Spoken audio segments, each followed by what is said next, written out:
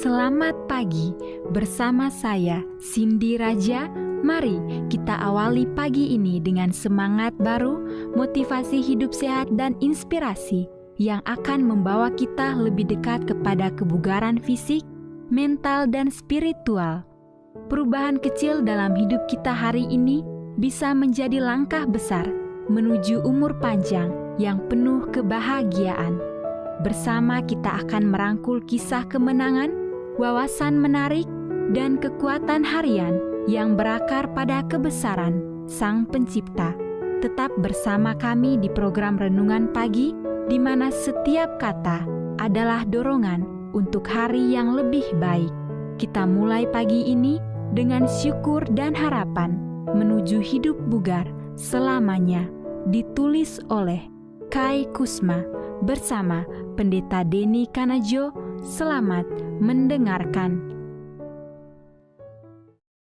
Shalom, selamat pagi para pendengar yang diberkati oleh Tuhan dimanapun Anda berada saat ini. Kita akan sama-sama mendengarkan firman Tuhan melalui audio Renungan Pagi pada tanggal 28 Agustus 2025 dengan judul Kata-kata yang Melukai. Sebelum kita melanjutkan bacaan renungan kita pada pagi hari ini, kembali saya mengajak semua para pendengar yang setia untuk berdoa bersama-sama.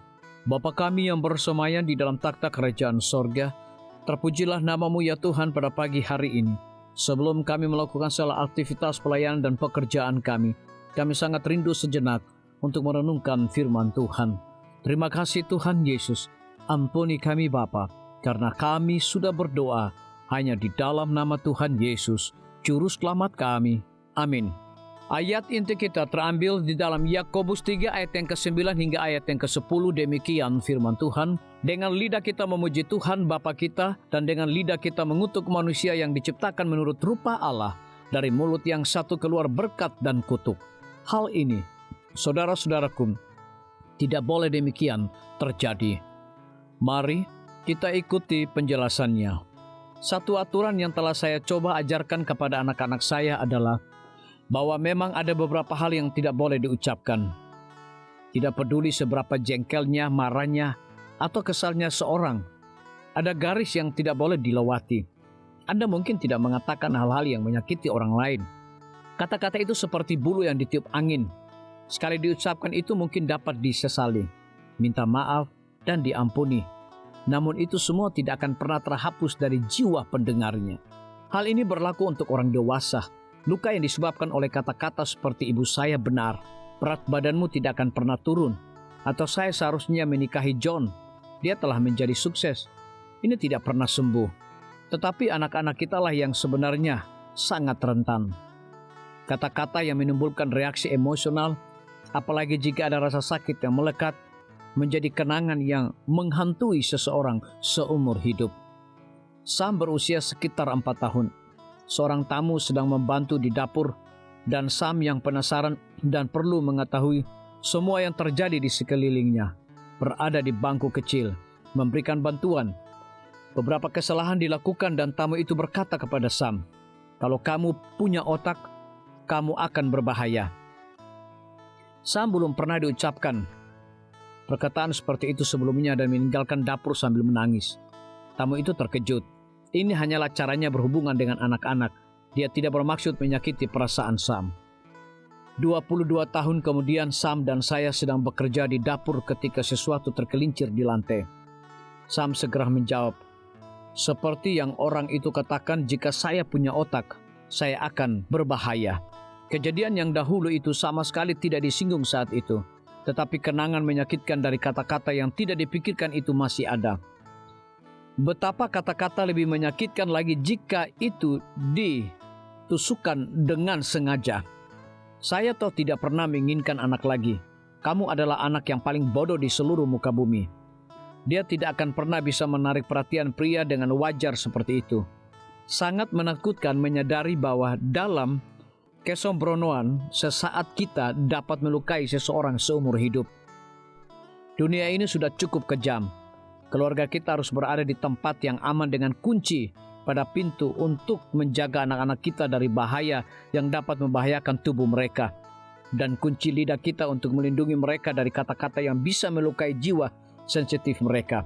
Tuhan, bantulah saya untuk menjinakkan lidah saya agar saya tidak mengatakan apapun yang tidak ingin saya dengar. Biarlah bacaan renungan kita saat ini akan menjadi berkat bagi kita semua. Kembali saya mengajak semua para pendengar yang setia untuk berdoa bersama-sama.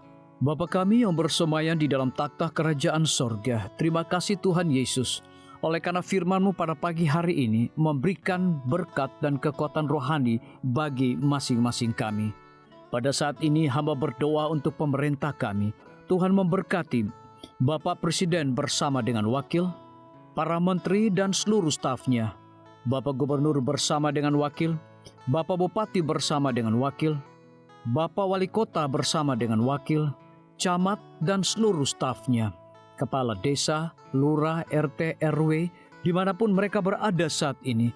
Kiranya Tuhan lindungi mereka, pelihara mereka, curahkan hikmat dan pengetahuan sorga kepada masing-masing mereka, agar mereka dapat menjalankan roda pemerintahan boleh sesuai dengan amanah dan titah daripada Tuhan sendiri. Pada pagi hari ini kami juga berdoa untuk para tim medis.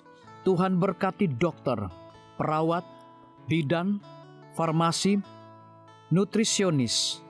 Kiranya hikmat dan pengetahuan sorga, roh dedikasi yang tinggi, roh kelemah lembutan Tuhan berikan kepada masing-masing mereka, agar mereka dapat memberikan pelayanan yang terbaik bagi setiap pasien yang membutuhkan pelayanan mereka setiap hari. Kami juga berdoa untuk guru-guru, kepala sekolah, siswa, mahasiswa, bahkan dosen di setiap lembaga pendidikan. Kiranya hikmat dan pengetahuan sorga Tuhan berikan kepada masing-masing mereka, agar mereka dapat mendidik setiap anak-anak untuk memiliki karakter Yesus Kristus. Hamba juga berdoa untuk TNI, Polri, PNS, wira swasta, petani, nelayan, ojek online dimanapun mereka berada. Kiranya berkat dan sukacita sorga Tuhan juga berikan kepada masing-masing mereka, agar mereka juga menjadi saluran berkat bagi sesama manusia. Para pendengar yang setia yang berulang tahun saat ini dimanapun mereka berada, biarlah dengan bertambahnya usia, mereka semakin hidup bersyukur dan berterima kasih kepada Tuhan setiap saat. Yang berada di dalam kebimbangan, ketidakpastian hidup, Tuhan berikan iman yang teguh dan pengharapan agar mereka tetap percaya akan janji Tuhan setiap hari. Terima kasih Tuhan Yesus, dengarlah segala doa dan permohonan kami Bapa, dan mau mengampuni segala dosa kami, karena kami sudah berdoa hanya di dalam nama Tuhan Yesus, Juru Selamat kami. Amin. Demikian firman Tuhan yang telah kita dengarkan. Semoga hari ini menjadi berkat bagi kita semua. Sampai jumpa, Tuhan memberkati.